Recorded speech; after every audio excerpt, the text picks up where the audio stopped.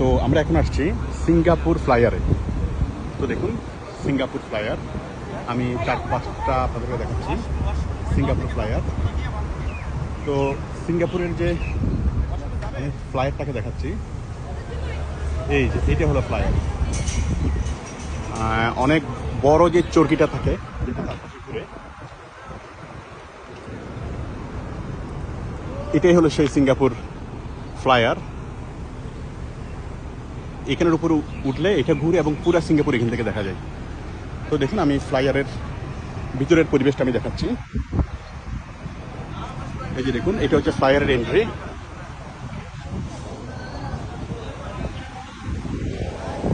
Time capsule, explore the time capsule.